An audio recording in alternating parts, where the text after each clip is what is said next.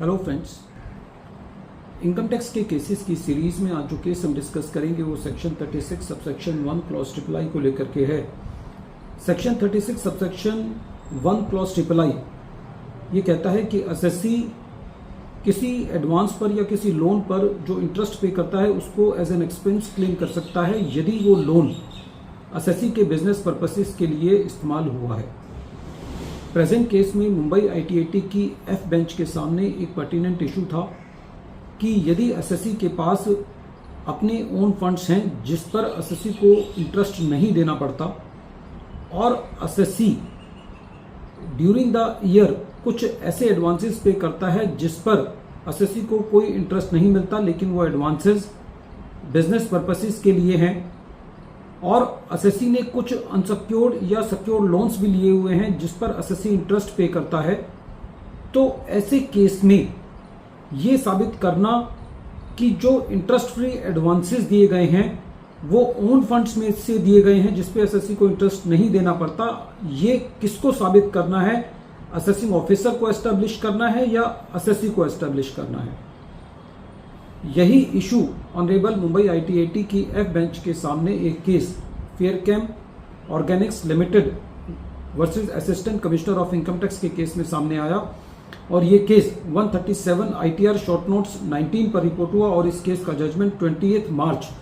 2026 को आया। Present case में जो असेसी था उसके पास अपने ओन फंड्स थे और असेसी ने कुछ लोन्स भी लिए हुए थे जिस पर असेसी को इंटरेस्ट पे करना पड़ रहा था। During the previous year relevant to the assessment year assessee ने कुछ एडवांसेस दिए प्लांट एंड मशीनरी को खरीदने के लिए जो कि बिजनेस पर्पसेस के लिए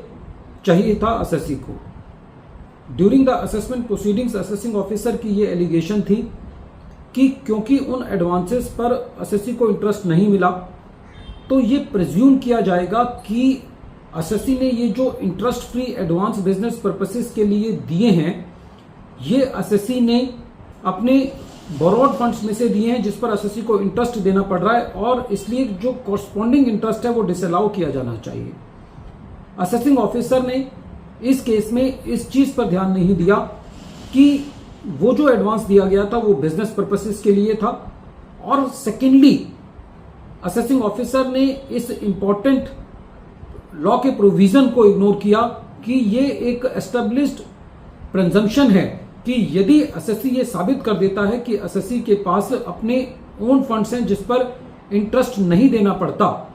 तो ऐसे केस में ये माना जाएगा कि जो इंटरेस्ट फ्री एडवांसेस दिए गए हैं वो ओन फंड्स में से दिए गए हैं और इंटरेस्ट डिसअलाउड नहीं किया जाना चाहिए।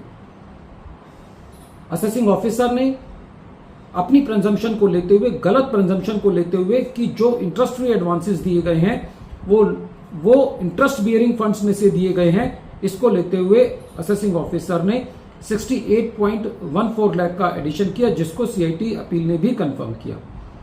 जब ये मैटर ट्रिब्यूनल के पास गया तो ट्रिब्यूनल का सबसे पहले ये कहना था कि इसमें कोई दो राय नहीं है प्रेजेंट केस में कि असेसी के पास अपने ओन फंड्स हैं जिस पर असेसी को इंटरेस्ट नहीं देना पड़ता और वो फंड्स उससे ज्यादा हैं जितने असेसी ने इंटरेस्ट फ्री एडवांसेस दिए हुए हैं। तो ऐसे केस में ये असेसिंग ऑफिसर की जिम्मेवारी थी कि वो नेक्सस एस्टेब्लिश करता कि जो एडवांसेस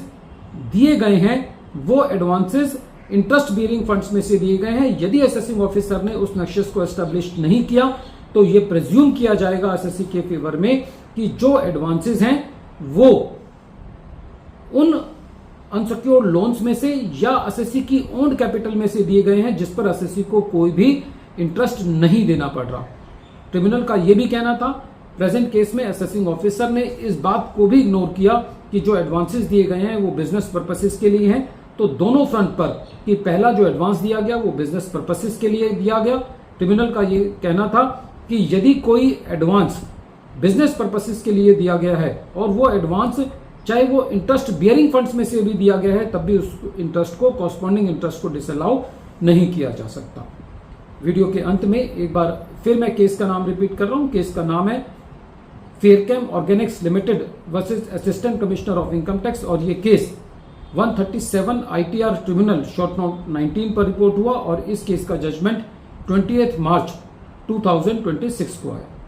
थैंक यू फ्रेंड्स।